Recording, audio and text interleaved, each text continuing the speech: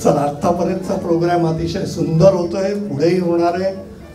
सर्व शिक्षकांना मी विनंती करतो की त्यांनी इथे समोर स्थानापन्न व्हावं, म्हणजे त्यांना पुढच्या कार्यक्रमाचा छान आस्वाद घेता येईल.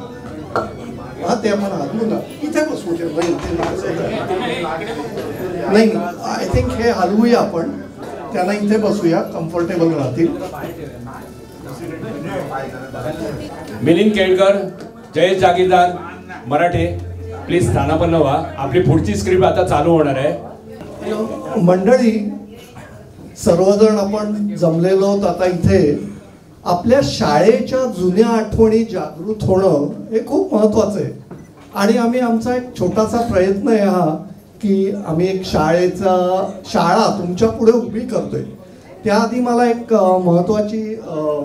महत्त्वाची माहिती तुम्हाला सांगायची आहे. मनोहरबाईंनी स्वतः त्यांचं पुस्तक लिहिलेलं आहे. तर ही जी पुस्तकं आहेत ती आम्ही काही पुस्तकं वाटलेली आहेत. त्यांनी त्यांचं तिसरं अपत्य असं पुस्तकाचं नाव आहे. म्हणजे पहिला त्यांचा मुलगा आनंद मनोहर, दुसरी अरुणा, आणि तिसरं अपत्य म्हणजे लोकमान्य विद्या मंदिर. हे त्यांनी आपल्या अपत्यासारखं जोपासलं सगळं. आता ही पुस्तकं तुम्ही घेऊन जायचे, कुणीही घेऊन जा, एक्सचेंज करा. वाचून झाल्यानंतर मात्र दुसऱ्या मुलाला किंवा मुलीला फॉरवर्ड करा. पडून ठेवून देऊ नका कुठे. काही प्रती मी ऑलरेडी दिलेल्या आहेत आणि 2 कॉपीज मी पुण्याच्या लोकांसाठी ठेवलेल्या आहेत. पुण्यामध्ये मला वाटतं 4-5 लोक आहेत. विद्या आहे. हा, तुम्ही सर्क्युलेट करा. मला वाटतं आताच देणं त्यांना योग्य आहे. हा, आताच कॉपी इथेच संपेल. हो, आताच दे. संपेल ते. हा, दे. आणि तुम्ही एक्सचेंज करा. पुण्याच्या या कॉपीज आहेत. नाही, तुम्हाला मिळाले त्यांना. हा, म्हणजे त्या तुम्ही अशोक बर्वे वगैरे आहेत लोक, त्यांना त्यांच्यावर एक्सचेंज करा. चला, आता आपण मग शाळा सुरू करायची. नक्की. All the best. Hello hello hello. तर आता आपण बऱ्याच वर्षांनी शाळेत भेटत आहोत, तर जुन्या आठवणींना आता उजाळा नको का द्यायला? हो ना, अगदी बरोबर. अरे संजय, मला सांग, आपल्या मनोहरबाईंनी या शाळेची वास्तू कधी बांधली? मला नक्की आठवत नाही, पण आपली शाळा मात्र चालू झाली 1952 साली. तेव्हा काही शाळेची बिल्डिंग वास्तू अशी नव्हती. त्यांनी आपल्या घरातच चालू केली. त्याच्यानंतर लोकमान्य नगरातल्या आणि काही लोकांनी आपापल्या खोल्या शाळेसाठी उपलब्ध करून दिल्या. त्याच्यानंतर त्यांचा जो पॅसेज आहे बिल्डिंग मधला, तिथे सुद्धा शाळा भरत होती. म्हणजे त्या काळात 1952-53च्या काळात हे असं सगळं अलाउड होतं. पूर्ण बिल्डिंगची, शाळेची बिल्डिंग अशी वास्तू असावी असं अध्यारोत नव्हतं. आणि मुलांनाही आणि पालकांना मुख्य म्हणजे चालत होतं की बाबा छोट्याशा शाळेत घालावं. आणि ह्याच्यात त्यांना अनंत आर्थिक आणि प्रशासनिक अडचणी आल्या आणि त्या अडचणींचं विस्तृत वर्णन त्यांनी त्यांच्या पुस्तकात केलेलं आहे. ते आपण वाचलं की आपलं मन खरंच भरून होतं. आपण खरंच किती सुखी आहोत, किती आपल्यासमोर रेडीमेड गोष्टी प्लॅटरवरती आलेल्या आहेत हे आपल्याला ते पुस्तकच वाचून कळतं. आणि ते तुम्ही वाचा, पुस्तक सर्क्युलेट करा, मला खात्री आहे. आणि मुख्य म्हणजे सर्व लोकांना मान्य असलेलं मंदिर म्हणजे लोकमान्य विद्या मंदिर हे अगदी सर्वार्थाने खरं आहे. म्हणजे कोणी मला विचारलं, अरे शाळा कुठची, स्कॉटिश चांगली काही चांगली, तर मी म्हणतो आपली शाळा डून स्कूल्स पेक्षा चांगली आहे. कारण ती आपली शाळा आहे आणि म्हणून त्याला खूप महत्त्व आहे. आणि ह्या शाळेत ना मला आठवतंय लहानपणी आपण रडलो शाळेत जाण्यासाठी, पण शाळा संपल्यानंतरही आपण रडलो. आणि म्हणजे 10वी 11वीत अरे आपली शाळा सुटली. म्हणजे वैयक्तिक माझ्या याच्या अनुभवाने सांगतो की शाळेचा आपला जो अनुभव तो एकदम वरच्या पीचचा होता. त्याच्यानंतर डहाणूकर टोटल फ्लॅट कम्पेअर. म्हणजे सचिन तेंडुलकरनी बॅटिंग करून गेल्यानंतर, मी नाव घेणं नाही, दुसऱ्या एखाद्या प्लेअरनी बॅटिंग केल्यासारखं झालं. त्याच्यानंतर परत कंपनीत working was fine, forget that. तर असं हे सगळ्यांच्या डोळ्यात पाणी आलं. बरोबर ना? आपण खूप नशीबवान आहोत.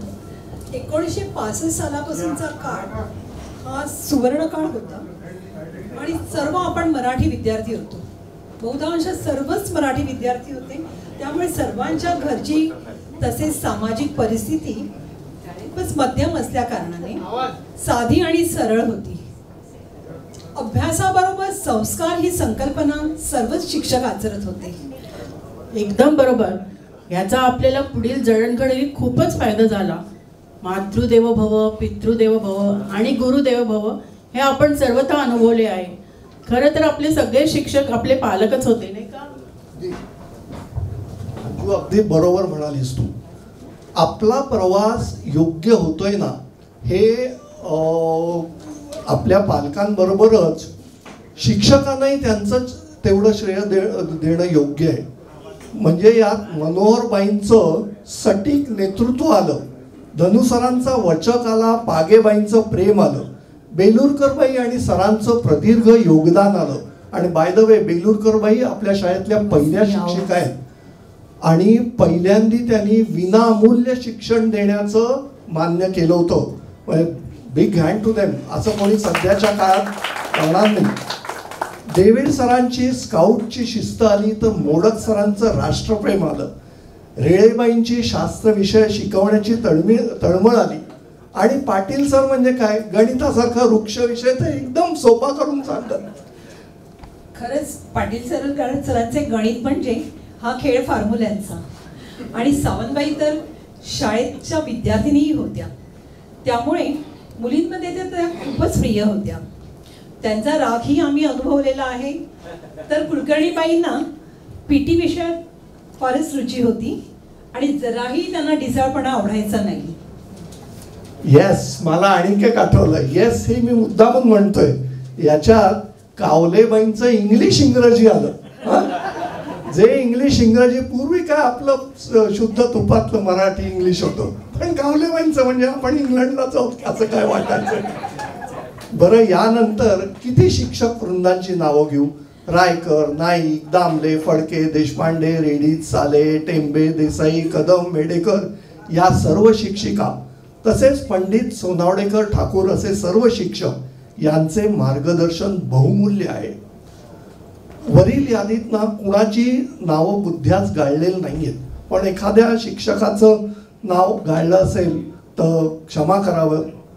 तसंच शिक्षकांव्यतिरिक्त आपला सेवक वर्ग जो होता, यात सोमा होता, गोविंदा होता, मामा होते, बाळकृष्ण होता, गोविंदा होता, रुक्मिणीबाई होती. यांच्याबद्दल सुद्धा आम्हाला खूप आपुलकी वाटायची आणि ते अतिशय प्रेमळ होते मदतनीस म्हणून. बरोबर संजय, अगदी योग्य बोललास. अरे, शिक्षकांनी तर आपल्याला पूर्ण जीव ओतून शिकवले. कधीही प्रोफेशनलशिप दाखवली नाही किंवा शिक्षकी पेशाला स्मरून आपल्यातला माणूस घडवला. आज तर आपल्याला कोणी विचारलं की शाळेने तुम्हाला काय दिले, तर आपण अगदी कॉन्फिडेंटली सांगू शकतो की शाळेने आम्हाला आदर्श जीवनशैलीची भावना सोपवली. शाळेने कधीही पालकांकडून अवास्तव पैशांची मागणी केली नाही. नामांकित शाळेच्या बरोबरीने ज्ञान दिले. त्यामुळेच आपल्यातले जवळजवळ सगळेच जण चांगले नागरिक बनले आहे. खरं बोलीस संजू. पालकांना कधीही प्रश्न पडला नाही की आपल्या मुलांची शाळा बदलावी. सर्वच भावंडे एका शाळेत शिकत होती. आज आपण सर्वजण उत्तम नागरिक आहोत, शिक्षित आहोत, भावनाप्रधान सुद्धा आहोत. जवळजवळ सर्वच मंडळींचे संसार उत्तम चालू असून लोकसंग्रहही खूप मोठा आहे. एकमेकांना आधार देण्याची वृत्ती आपण आज जोपासू शकत आहोत. आणि एनकेन प्रकाराने पैसा कमविणे अशा प्रकारचे स्वार्थी शिक्षण आपल्याला कधीही दिले गेलेले नाही. संजय, काय रे, तुला या शिक्षणाचा कधी बोजा वाटला का? बोजा कधीच नाही. अरे, शाळा म्हणजे हसत खेळत शिक्षण घेण्याचं मंदिर असंच होतं. शिक्षक ना, माईक जरा चालू नाही का, शिक्षक खूप मिळून मिसळून वागत, हास्य विनोद करत शिकवित. प्रसंगी एखादा तास गोष्टींचाही घेत असत. मला आठवतंय, देसाईबाई नावाच्या आपल्याकडे बाई होत्या. त्या देसाईबाईंना मुलं आग्रह करायची, बाई भूतांची गोष्ट सांग एखादी. आणि ती भूतांची गोष्ट त्यांनी सांगितली की रात्री आम्हाला झोप येत नसे, बहुतांश मुलांना झोप येत नसे. शाळा म्हणजे शिक्षणाबरोबर मजा मस्ती आलीच ना, त्याची काहीतरी मजेशीर घटना असतीलच तुझ्याकडे. आणि गंमत म्हणजे अशा घटना नसतील ना तर शिक्षण एकदम सपक आणि बोरिंग होईल. पण तसं जसं कॉर्पोरेटमध्ये म्हणतात की वर्क अँड एन्जॉय हॅपीनेस, ही शाळेने कधीच अंमलात आणलेली होती ही गोष्ट. बरं, याच्यात काय माहितीये, मुलं आपल्या स्वभावानुसार गमती जमती करायची, दंगामस्ती करायची, पण शिक्षकही कधीतरी तेही विद्यार्थी होते, त्यांनी या गोष्टी केल्या असतील, त्याच्यामुळे ते आम्हाला ऍडजस्ट करायचे. आता याच्यात आवाज काढणं, खाचकुईली आणणं, मला आठवतंय वर्गात एकदा खाचकुईलीचं गोंड आणलं होतं शेतातून समोरच्या, आणि सगळ्या वर्गामध्ये ते पसरवलं होतं. बाई आल्या, मला नाव नाही घेत, आणि मुलं ताट झाली बघून, शांत पिन ऑफ सायलेन्स कधी नाही. सगळीकडे मुलं हिंडतायत, कुणालाही खा झाली नाही, ते गोंड नव्हतंच खाचकुईलीचं अल्टिमेटली. त्याच्यानंतर मला आठवतंय पाटील सरांनी आम्हाला प्रयोगशाळेत नेलं होतं एकदा. तिथे एक सापळा होता. पाटील सरांनी आम्हाला सांगितलं होतं की मुलांनो, सापळा आहे, घाबरू नका. पण जेव्हा पाटील सर त्या प्रयोगशाळेत गेले, पाठोपाठ मुलं गेली, तेव्हा त्या सापळ्याचा हात असा होता आणि खडू त्याच्या तोंडात अशी तिकडे. पाटील सरांनी सांगितलं, तुम्ही अतिशय महान आहात, तुम्ही घाबरणार नाही. तसंच ना दुपारचे मुलांचे उद्योग होते, इंडस्ट्रियल इस्टेट होते आपल्याकडे काकडणे, तिथे मुलं जायची, अभ्रक आणायला जायची, आणि ते अभ्रक आणून अनंत वेळा ते आणलेलं आहे, परंतु ते अट्रॅक्शन कधी कमी झालं नव्हतं. ते खाजवायची, चकचकी ते व्हायचं. त्याच्यानंतर तिकडे आपल्या शाळेच्या जवळ एक चेटकिणीचा बंगला होता, तिथे मुलं त्या चेटकिणीला बघायला जायची. अतिशय भीतीदायक बाई होते, तुला आठवते, मी एकदाच बघितले तिला, आणि त्याच्यानंतर परत बघायचं डेअरिंग नाही झालं. त्याच्यानंतर पॉइंटर आणणं ही एक गोष्ट होती. धनु सरांनी सांगितलं पॉइंटर आणा, एका मुलाला सांगितलं होतं, 8 मुलं जवळजवळ तो पॉइंटर आणायला गेली, आणि असा ह्या पोझिशन मध्ये तो पॉइंटर आणला गेला. धनु सरांनी म्हटलं, अरे बाबा काय चाललंय हे, असं पोझिशन कसली असते माहिती आहे. त्याच्यानंतर कासूकर आलेला आहे आज, मला आठवतंय उभारा. एकदा खूप गडबड चालली होती वर्गात, आणि धनु सर खूप बिझी होते, ते आपल्या 3ऱ्या मजल्यावर 2 जिने होते, सगळ्यांना माहिती आहे. आणि कासूकर त्या खिडकीच्या खालती बसलेला होता. धनु सरांनी हात असा आत घातला त्या खिडकीतून, आणि एक फटका कासूकरच्या खालती दिला. लोकांना कळलं नाही आवाज कसला. कासूकर बधीर झालेला होता, शेजारी पत्की बसलेला होता, आणि आम्ही बघितलं धनु सर 2ऱ्या जिन्यानी खालती उतरत आहेत. पण केवळ धनु सर होते, कडक होते, म्हणून एवढ्या 600 मुलांना शिस्त लावणं हे सोपं होतं, नाही तर खूप कठीण गेलं असतं. त्याच्यानंतर मोडक सर सुद्धा अतिशय राष्ट्रप्रेमी होते. लेले मला आठवते, लेले वंदे मातरम चालू होतं, आणि लेले असा गदगद गदगद गदगद असा हलत होता, हसत होता. सगळी मुलं आजूबाजूची बघतायत. मोडक सरांनी वंदे मातरम परत काहीही केलं नाही. ते झाल्यानंतर ते पुढे गेले आणि खाडकन लेलेच्या जाळ काढला. तो जाळ काढल्यानंतर for the rest of his life I don't think Lele would have dared to do any fun in Vande Mataram. तसंच काय व्हायचं की तिथे एक मॅटर्निटी होम होतं. मॅटर्निटी होमच्या गेटच्या पलीकडे गुरखा असायचा. मुलं काही नाही, गेटवरती उभी राहायची आणि त्या गुरख्याला हात करायचा. तो गुरखा भयंकर भडकायचा. पहिल्या तो काहीतरी फेकायचा, काठी फेकायचा.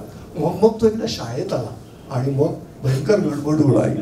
या अशा सगळ्या गोष्टी होत्या. त्याच्यानंतर कधीतरी ॲटम बॉम्ब शाळेत फुटायचा, आणि ॲटम बॉम्ब फुटायचा आणि सगळी गडबड व्हायची, असा प्रकार व्हायचा तो. हा बोल. हा येस.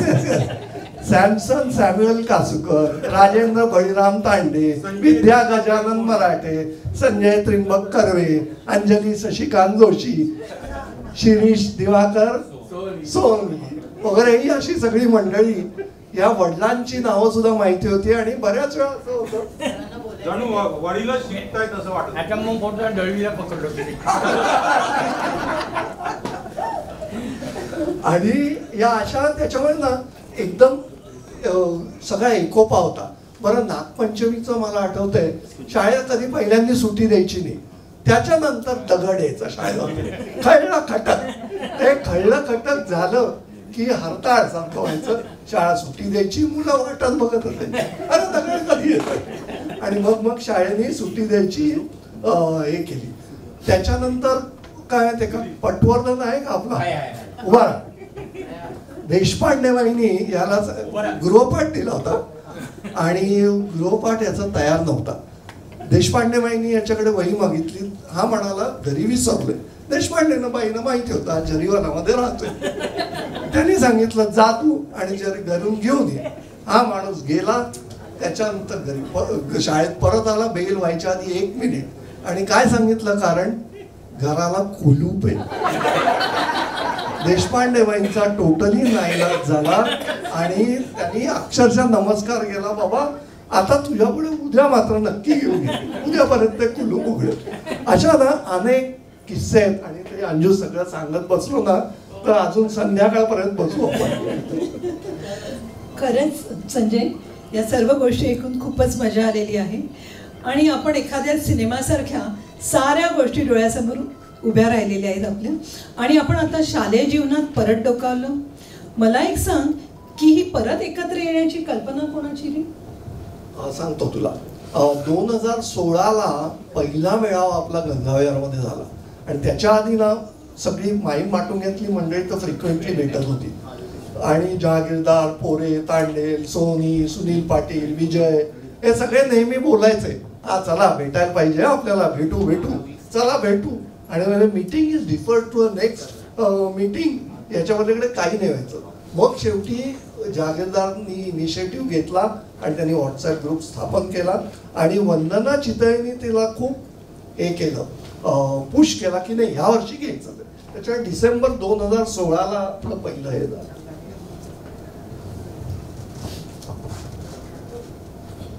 हो, पण तेव्हा नुसतंच पहिल्यांदा ग्रुप फॉर्म झाल्यानंतर नुसतंच गुड मॉर्निंग, गुड नाईट असलेच मेसेजेस फिरत होते. मग नंतर जेव्हा आपण पहिल्यांदा गंगाविहारमध्ये 2016 साली भेटलो, त्याच्यानंतर दरवर्षी आपण भेटत झालो. पण नंतर काही दुसऱ्या वर्षी आपण ठाण्याला क्लो हॉटेलमध्ये भेटलो, त्याच्यानंतर मग आपण पिकनिकला गेलो. असं काही ना काही आपण दरवर्षी आपण भेटतच गेलो आणि आज आपण आपल्या बॅचच्या 50व्या वर्षी आपण पोहोचलो आहोत. आणि ना आपण आउटडोअर पिकनिक सुद्धा केल्या. वाशिमला गेलो, त्याच्यानंतर उंबरगावला गेलो, त्याच्यामध्ये टी शर्ट्स वगैरे वाटले, या सगळ्या गोष्टी आपण केल्या. रिअली नुसतेच गुड मॉर्निंग, गुड नाईटचे मेसेजेस व्हॉट्सअपवर फिरत होते आणि मग वंदना चितळेंनी आग्रह धरला की आपला पहिला मेळावा हा झालाच पाहिजे आणि तसा तो डिसेंबर 16ला झाला देखील. आणि परत 2017ला गंगाविहारमध्ये आपण भेटलो आणि हे सतत असंच एकमेक भेटत राहणं नुसार झाटा तोच राहिला.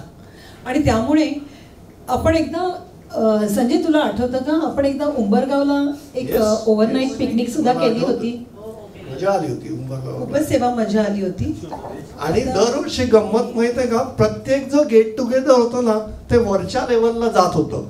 त्याच्यामुळे हा गोडवा सतत वाढत राहणार आहे.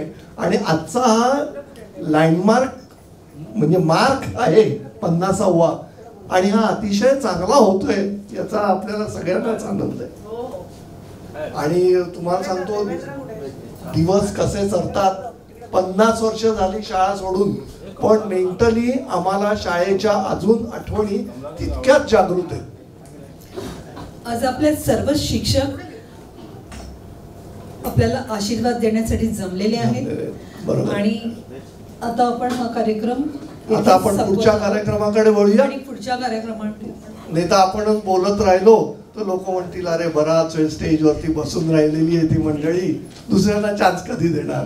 तेव्हा आपण आपली खुर्ची सोडूया जनरली खुर्च्या कोणी सोडत नाही. धन्यवाद. आणि शिक्षक जसे विद्यार्थ्यांना शिक्षा करतात तशा मनोहरबाईंनी सुद्धा शिक्षकाला शिक्षा केली. एकदा म्हणजे ठाकूर सर आणि मी या ठिकाणी बोरिवलीला नॅशनल पार्कमध्ये पावसाळी ट्रिप काढण्याचं ठरवलं. त्यासाठी ठाकूर सरांनी काही नावं नेमली आणि त्यामध्ये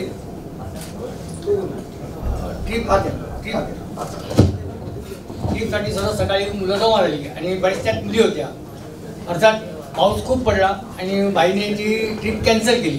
कॅन्सल केल्यानंतर सुषमा येडेकरची बहीण ते सर्वांना डबे काढलेले. ठाकूर साहेबांना ट्रिप रद्द केली आहे, तुम्ही आता तुमच्या घरी जा. ठाकूर साहेब आपण डबाडला काय करायचं पण आपण मलबारीला जाऊया. मी आणि ठाकूर सर बसमध्ये मलबारीला बसले. सुषमा येडेकरने काय पाठीवरच्या बसने मलबारीला त्यांना कळलं की पाटील सरांनी मलबारीला चालले. तर सुषमा येडेकरने त्या ग्रुपला सर्व मलबारीला आणलं. संध्याकाळी सुषमा येडेकरच्या आईने फोन केला बाईला की ट्रिप गेलेली अजून मुलं आली कशी नाही. अरे बापरे, ट्रिप तर कधीच रद्द केली. काय झालं अक्षरशः नंतर मग थोड्या वेळाने मग नंतर त्यांना कळलं की असं असं झालेलं आहे प्रकरण. मग बनोरबाईने दुसऱ्या जेव्हा ठाकूर सरांनी मला बोलवलं की म्हटलं काय झालं. म्हटलं आम्ही ट्रिप रद्द केली, मुलांना घरी जाऊन सांगितलं आणि मी आणि पाटीलचं फक्त दोघं जण मी मलबारीला गेलो डबे खायला तिकडे. पण हे पण आमच्या पाठीमागून आले. म्हणजे म्हणते काय नाही तुम्ही आता तिथे उभं राहायचं केबिनमध्ये. 10-15 मिनिटं केबिनमध्ये उभं ठेवलं आणि म्हणजे जाऊन सांगितलं. म्हणजे अशी शिक्षकांना पण बनोरबाईने शिक्षा केली. तर ही माहिती आम्हाला नव्हती, बरं झालं त्यांनी सांगितलं. त्याच्यामुळे काय झालं, शिक्षकांनाही शिक्षा होते ही एक नवीन माहिती कळली.